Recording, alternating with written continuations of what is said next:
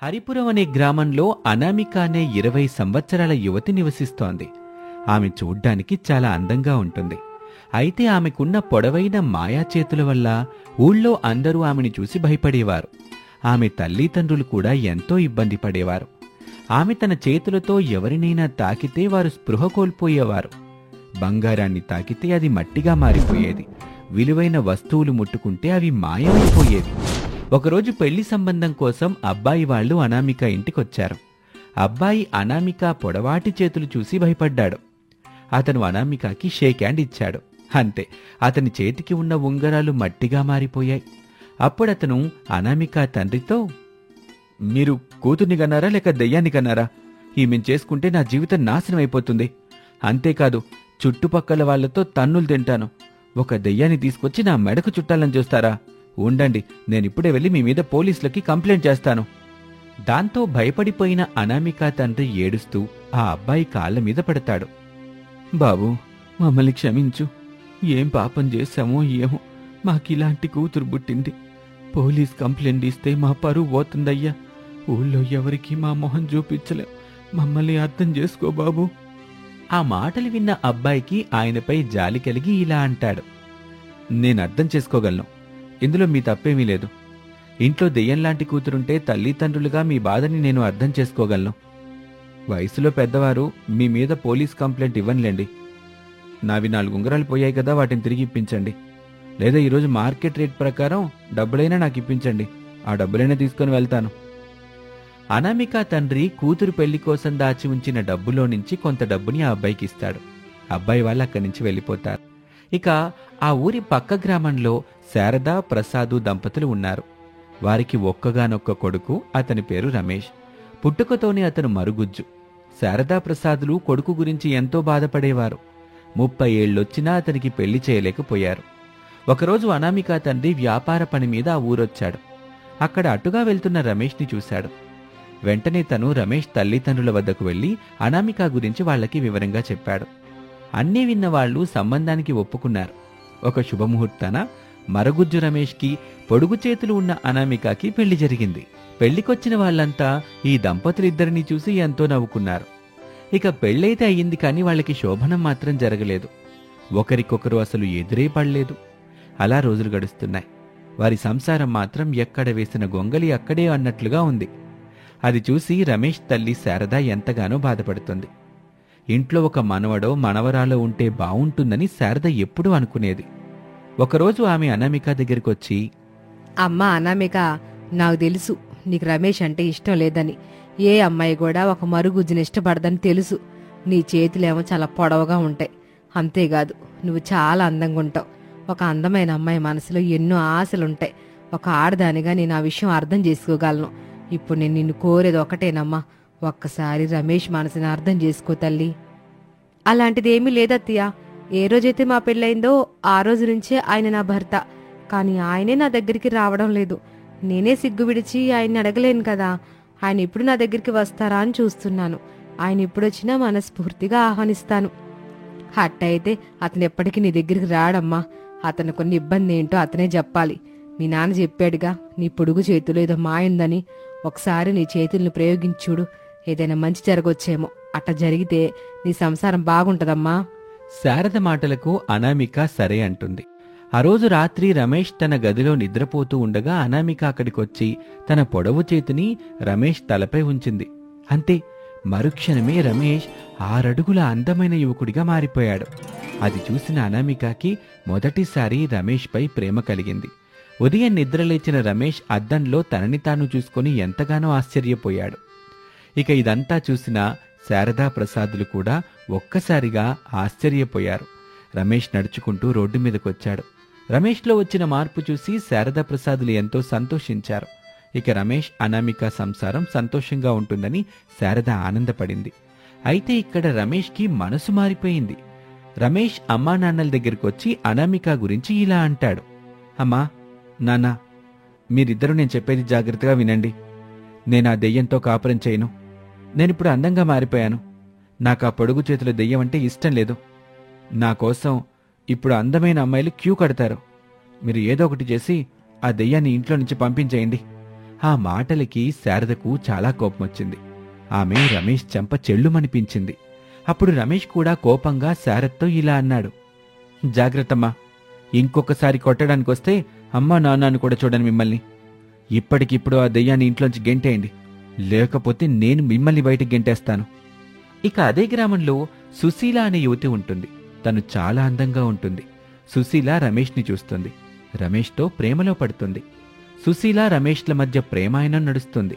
ఒకరోజు సుశీల రమేష్ దగ్గరికొచ్చి ఇలా అంటుంది, రమేష్, ఇప్పటికే 1000 సార్లు అడుగుంటాను, నన్నెప్పుడు పెళ్లి చేసుకుంటావో? నువ్వు నీ భార్యకి తొందరగా విడాకులు ఇవ్వకపోతే నిన్ను వదిలేసి వెళ్ళిపోతా అని. అర్థమైందా? ఈ ఊర్లో నేను తప్ప ఇంకే అమ్మాయి నిన్ను పెళ్లి చేసుకోదు. ఎందుకంటే మన ప్రేమ విషయం అందరికీ తెలుసు. సుశీల, ఎందుకంతలా కోపడతావు? నేను నిన్ను ఎంతగానో ప్రేమిస్తున్నాను. ఆ దెయ్యాన్ని ఎలాగైనా వదిలించుకుంటాను. కొద్ది రోజులు ఓపిక పట్టు. తొందరలోనే పెళ్లి చేసుకుందాం, ఆనందంగా జీవితాన్ని గడుపుదాం అని చెప్పి రమేష్ ఇంటికి బయలుదేరాడు. అమ్మా నాన్నల దగ్గరికి వచ్చి కోపంగా అరుస్తాడు, అమ్మా, మీకెన్నిసార్లు చెప్పాలి దాన్ని ఇంట్లో నుంచి పంపించేయమని? ఈరోజు దాన్ని పంపించకపోతే నేను విషం తాగి చేస్తాను. రమేష్ మాటలు విన్న అనామిక ఇంట్లో నుంచి వెళ్లిపోవటానికి సిద్ధపడుతుంది. అది చూసి శారద అనామికని ఆపుతుంది. ఆగమ్మా, ఎక్కడికెళ్తున్నావు? నేనెళ్ళనివ్వను. నీ వల్లే మరుగుజ్జులా ఉండే ఈడు ఒక మనిషిలా మారాడు. ఆడందంగా మారాడంటే అది నీ వల్లనే. మేము నిన్ను ఎక్కడికి వెళ్ళనివ్వం. నువ్విక్కడే మాతో పాటు ఉండు. ఆడెక్కడికి వెళ్ళినా చావనే. ఒకవేళ వాడు చేస్తే కొడుకుపోయాడనుకుంటాం. మా కూతురు ఉందనుకుంటాం. నీళ్ళు కూతురుని చూసుకుంటావమ్మా. అత్తయ్య, నాకు తెలుసు మీరు నన్ను కన్న కూతురులా చూసుకుంటున్నారు. అయితే అత్తయ్య, ఆయనకి నేనంటే అసలు ఇష్టం లేదు. ఆయనకి ఇష్టం లేనప్పుడు నాకు ఇక్కడ ఉండాలనిపించడం లేదు. మీ బాధని నేను అర్థం చేసుకోగలను. అయితే నేను ఇక్కడ ఉండలేను అత్తయ్య. అలా అనామిక అనగానే శారద అనామిక చేతిని తీసుకొని తన తలపై ఉంచుకొని అనామికాని ప్రాధేయపడుతుంది. నా మీద ఒట్టే, ఒకవేళ నువ్వు వెళ్ళిపోతే ఆడి నేనే చంపేత్తా. అమ్మా, మమ్మల్ని వదిలి వెళ్ళబాకమ్మా. ఒక అత్తగా కాదమ్మా, ఒక అమ్మలా అడుగుతున్నాను, వెళ్ళబాకమ్మా. శారద మాట విని అనామిక ఆగిపోతుంది. ఇక మరోపక్క రమేష్ సుశీల దగ్గరికొచ్చి జరిగిందంతా చెప్తాడు. అప్పుడు సుశీల కోపంగా రమేష్తో ఇలా అంటుంది, రమేష్, నీకు ఆఖరి అవకాశం ఇస్తున్నా. ఈ రోజు గనక అది ఇంట్లోంచి వెళ్ళకపోతే నేను నీకు శాశ్వతంగా దూరం అవుతాను. ఆ తర్వాత నువ్వే నదిలో దూకుతావో చస్తావో ఏం చేస్తావో నాకు తెలీదు. దాంతో రమేష్ కోపంగా ఇంటికొచ్చి అనామికను బలవంతంగా బయటకు గెంటేస్తాడు. అనామికతో పాటు అమ్మా నాన్నని కూడా బయటకు గెంటేస్తాడు. తర్వాత రమేష్ బైక్ తీసుకుని వేగంగా వెళ్ళిపోయాడు. అనామిక అత్తమామలతో నడుచుకుంటూ వెళ్తూ ఉంటుంది. రమేష్ బైక్పై వేగంగా హైవే పైన వెళ్తూ ఉంటాడు. ఎదురుగా ఒక పెద్ద ట్రక్కు అంతే వేగంగా వస్తుంది. అది చూసి కూడా రమేష్ బైక్ వేగం తగ్గించలేదు. 2 వాహనాలు బ్రిడ్జి మీదకొచ్చాయి. అదే సమయంలో అనామిక కూడా బ్రిడ్జి పైకొచ్చింది. అప్పుడే ట్రక్కు రమేష్ బైక్ని ఢీకొట్టింది. రమేష్ స్కిడ్ అయ్యి నదిలో పడిపోబోతూ ఉండగా అక్కడికొచ్చిన అనామిక పరిగెత్తుకుంటూ వెళ్లి తన పొడవాటి చేతులతో రమేష్ని పట్టుకుంటుంది. రమేష్ని కాపాడుతుంది. అప్పుడు రమేష్ అనామిక కాళ్ల మీద పడి క్షమించమని కోరతాడు. తర్వాత అందరూ కలిసి ఇంటికొస్తారు. సుశీలకి ఈ విషయం తెలిసి పరుగు పరుగున రమేష్ ఇంటికొస్తుంది. రమేష్, నన్ను మోసం చేస్తావా?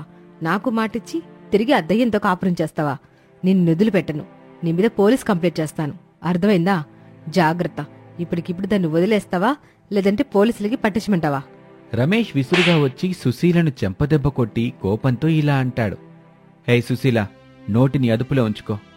నేను చేసిన తప్పేంటంటే అనామికను అర్థం చేసుకోకపోవటం. అనామిక నా భార్య, నేను ఆమె భర్తని. ఆమె ఎప్పటికీ నా భార్య. నువ్వేం చేసుకుంటావో చేసుకో. వెళ్ళిక్కడ్నుంచి మళ్ళీ నాకు కనబడకో. సుశీల అక్కడి నుంచి వెళ్ళిపోతుంది. తర్వాత రమేష్ అనామికకు క్షమాపణలు చెప్తాడు. ఇక ఆ తర్వాత అందరూ సంతోషంగా జీవించసాగారు. సంవత్సరంలోపే అనామిక పండంటి మగబిడ్డను కనింది. సుశీల కోపంతో రమేష్ మీద కంప్లైంట్ ఇచ్చింది. రమేష్ కూడా సుశీల మీద కంప్లైంట్ ఇస్తాడు. విషయం తెలుసుకున్న పోలీసులు సుశీలను అరెస్ట్ చేస్తారు. ఇక అప్పట్నుంచి రమేష్, అనామిక, శారదా ప్రసాదులు సంతోషంగా ఉంటారు. రమేష్ మునుపటిలా కాకుండా పూర్తిగా మారిపోయి అనామికని ప్రేమగా చూసుకుంటూ ఉంటాడు. అనామిక, రమేష్ ఇద్దరూ కలిసి ఆనందంగా ఉంటే శారదా ప్రసాదులు కూడా వారిని చూసి ఎంతో సంతోషిస్తూ ఉంటారు. ఈ విధంగా పొడవాటి చేతులున్న అనామిక జీవితం ఆనందమయమవుతుంది. ఆదివారం ఆఫీస్కి సెలవు. ప్రసాద్ లాన్లో కూర్చొని పేపర్ చదువుతూ ఉండగా రమేష్ టూలెట్ బోర్డ్ పట్టుకొని వచ్చాడు. నాన్నా, ఈ టూలెట్ బోర్డ్ని కొత్తగా కట్టిన పక్కింటి గేటు కట్టేసి వస్తాను. ఏ టూలెట్ బోర్డు పెట్టాల్సిన అవసరం లేదు. రేపా ఇంట్లోకి బాగా తెలిసిన వాళ్ళు వస్తున్నారు. నువ్వు ఆ బోర్డుని తీసుకెళ్ళి నువ్వు రూమ్లో పెట్టుకో. వెళ్ళు. మరి చెప్పలేం లేదు నాన్నా. ఇప్పుడు చెప్పానుగా, వెళ్ళు బాబు. లోపలికెళ్ళి నీ బట్టలు సర్దుకో. అలాగే కోడలికి చెప్పు తన బట్టలు కూడా సర్దుకోమని అని ప్రసాద్ చెప్పగానే రమేష్ అర్థం కానట్టుగా ఫేస్ పెట్టి, ఏం నాన్న మీరు చెప్పేది? నేను అనామిక బట్టలు సర్దుకోవడం ఏంటి? ఎక్కడికి వెళ్ళేది లేదు కదా. ఇంతకీ ఇరుగింట్లో కొత్తగా వస్తుంది ఎవరో తెలుసా? ఎవరు నాన్నా? మీరే బాబు. నువ్వు కోడలు ఇక నుంచి ఇరుగింట్లో ఉంటారు. నేను నా భార్య శారద ఈ ఇంట్లో, అంటే మీకు పొరుగింట్లో ఉంటాం. ఎందుకు నాన్నా? సినిమా వాళ్ళకి, సీరియల్స్ వాళ్ళకి ఇరుగు పొరుగు అత్తా కోడలు అనే టైటిల్ నమ్మడానికి బాబు. ఎలా ఉంది బాబు టైటిలు? బాగుందా? బాగుంది నాన్న. అయినా ఇరుగు పొరుగు అత్తా కోడలేంటి నాన్నా? వినేవాళ్ళకి చూసేవాళ్ళకి ఆసక్తిగా ఉంటుందని అలా పెట్టానులే. వెళ్ళు, వెళ్ళి బట్టలు సర్దుకో. వెళ్ళు. అబ్బా నాన్న, జోకు లేకు అని రమేష్ అనగానే ఆవేశంగా ప్రసాద్ కుర్చీలో నుంచి లేచి నిలబడ్డాడు. రమేష్ అయోమయంగా చూస్తూ ఉంటాడు. జోకులు లేవు, జోకులాడుకోవటం లేవు. నువ్వు కోడలు మా ఇంట్లో నుంచి వెళ్ళిపోయి ఇరుగింట్లో ఉండండి. పొరుగింట్లో మేము ఉంటాం. అమ్మా, అనామిక, అమ్మా, ఇద్దరు కలిసి బయటికి రండి అని గట్టిగా పిలుస్తాడు రమేష్. శారద, అనామిక కంగారు పడుతూ బయటకొచ్చారు. అమ్మ, అనామిక ఇద్దరు బయటకొచ్చారన్న. ఇప్పుడు చెప్పు. ఇంతకు ముందు నాతో చెప్పిన మాటని ఇప్పుడు అమ్మ ముందు, అనామిక ముందు చెప్పు నాన్నా. ఇరుగు పొరుగు అత్తా కోడలని అన్నావు కదా, ఇప్పుడను. బాబు రమేషు, మీ నాన్న చెప్పేది నిజమే. మీరన్ని సామాను సర్దుకొని ఇరుగింట్లోకి వెళ్ళండి. ఈ పొరుగింట్లో మేముంటాం. అంత మాట అనొద్దత్తయ్య. మిమ్మల్ని వదిలిపెట్టి మేము ఏ ఇంట్లోకి వెళ్ళాం.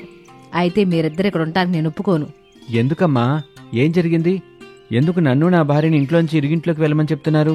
నీ భార్యని అడుగు బాబు. ఏం చేసినా తనే చెప్పుద్ది నీకు. ఏం చేసావు అనామిక? నాకేం తెలియదండి. బీరువాలో డబ్బులు పోయాయి. నువ్వు తీసావా అని నన్ను అడిగితే నేను దొంగతనం చేశానని నమ్ముతున్నట్టే కదా.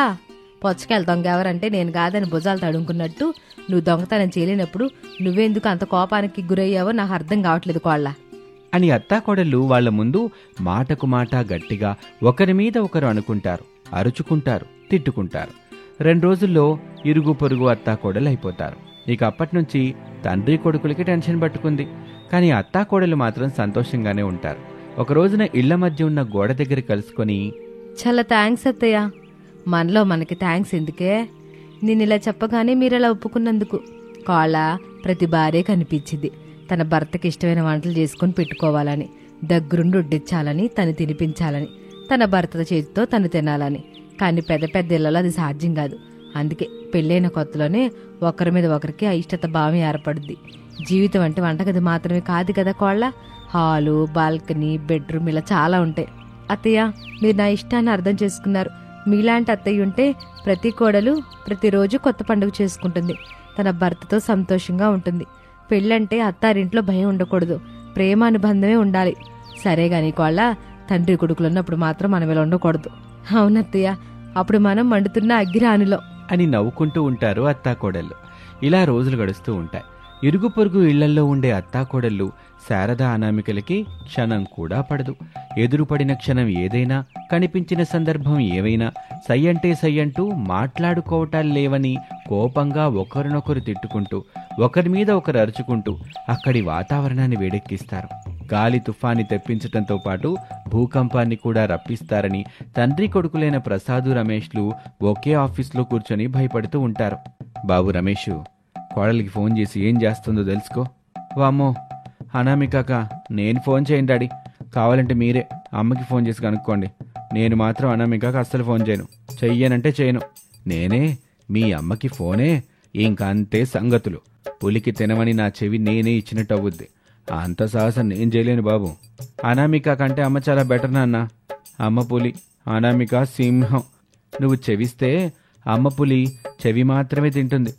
అదే నేను చెవిస్తే అనామిక సింహం చెవితో పాటు నా తలని కూడా తింటుంది. అందుకే నేను అనామికకి ఫోన్ చెయ్యను. మరి ఇరుగు పొరుగు ఇల్లులు ఎట్టా ఉన్నాయో మనకెలా తెలుస్తుందిరా? ఏం చేద్దాం? సడన్గా ఇంటికి కూడా వెళ్ళలేని పరిస్థితి మంది.